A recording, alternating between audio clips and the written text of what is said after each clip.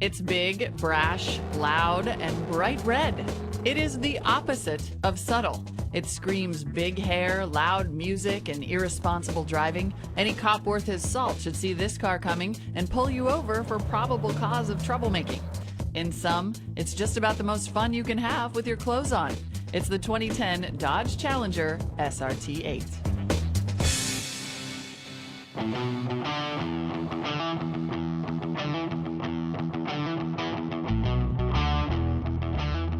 What? You were expecting someone else? Back in 2009, the Dodge Challenger was our CNET Editor's Choice muscle car. Good tech, great handling, plenty of power, great throwback looks. Those things are all still true, but fast forward a year and the Mustang and the Camaro each outsell this car by 2-to-1. So what's missing here? I'm Molly Wood. Let's get inside and check the tech.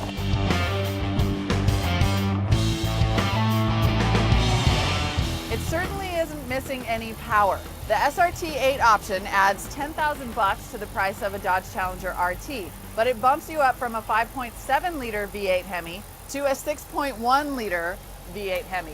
You also get hotter cams, revised heads, and a freer flowing intake and exhaust. That gives you more horsepower because you have more air to burn in this big old combustion engine. The end result, 425 horses compared to 357 in the RT. You also get 420 pounds of torque, which is good for getting you from 0 to 60 in about 5.4 seconds. It's a thirsty engine though, and to be honest, it's questionable whether the horsepower is worth the hit in fuel economy. The RT has MDS, which means that engine will drop down to 4 or 6 cylinders at cruising to save on fuel economy. That doesn't happen in the SRT8, so your fuel economy is 1422 with a 6-speed manual. That's 1319 in an automatic. Those are not good numbers. Both the Camaro and the Mustang do better than that.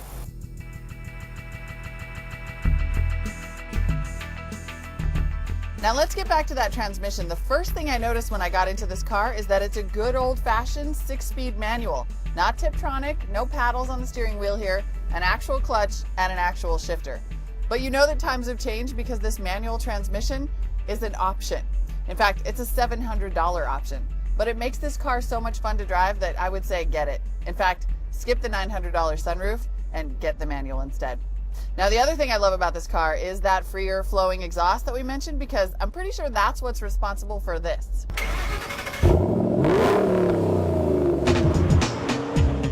Now, the SRT8 package adds this 6.5-inch touchscreen LCD for media controls and navigation.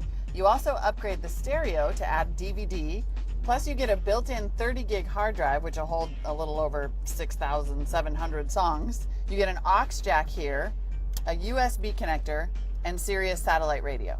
Add the $590 media system package, and then you'll get GPS navigation with integrated Sirius traffic control. More on that a little bit later. You'll also get the Bluetooth voice control features for both dialing and media controls, and these are great. Plus you'll get an iPod adapter here.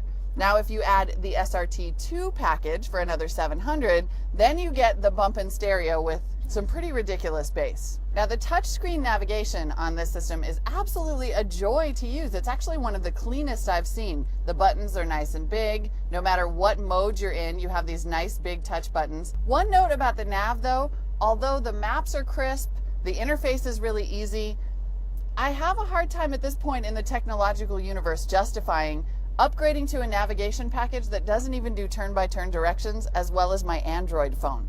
Now, as I mentioned, the nav system integrates with Sirius traffic, and that's very cool and handy. In fact, I've never seen this before. Once it actually rerouted me based on traffic along my route. And that was great, except that it kept rerouting me. So it kept switching back and forth between the original and the alternate route, and there was no button to say, just pick one and stick with it. The real star here is the voice system. If you have that option, the Uconnect voice control, you have not only Bluetooth voice dialing for your phone, but you have an entire suite of voice controls for whatever system you're using. Now, but one of our big complaints about this system in the 2009 model was that the voice control button is not on the steering wheel. Instead, it's way over here on the right side of the console. So you can imagine that when you're driving, this takes your hand off the wheel and potentially your eyes off the road when you're trying to find the right button. That was a big quibble we had, and I'm surprised they didn't fix it.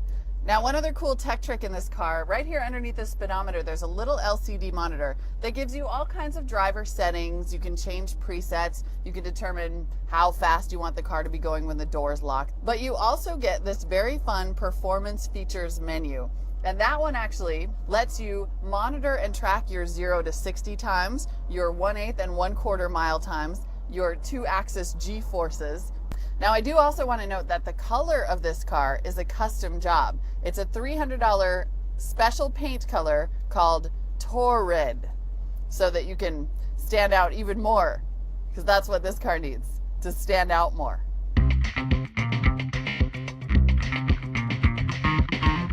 Okay, but let's talk about what we're really here for, the driving. Like I said, the 6-speed manual makes the Challenger a joy to drive, but it's not just the manual. The Challenger may be packing 425 horsepower, but it's a very accessible daily driver. It's not jumpy, it's not jittery, it's not hard to handle. This isn't the most technical term, but the Challenger is just flat out fun to drive. And all that power is available just about every time you need it. Oh, and did I mention that exhaust note just one more time?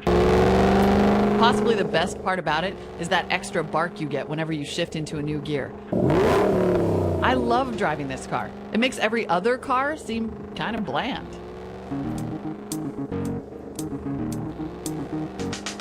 Now, an SRT8 is $41,980 after that big old gas guzzler charge.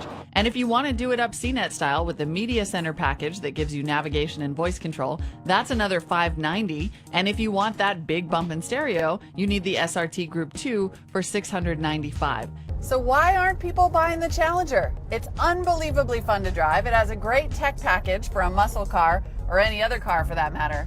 If you price this thing as an impulse buy, it is going to fly out of showrooms. And you are going to fly down the street loudly and having a lot of fun.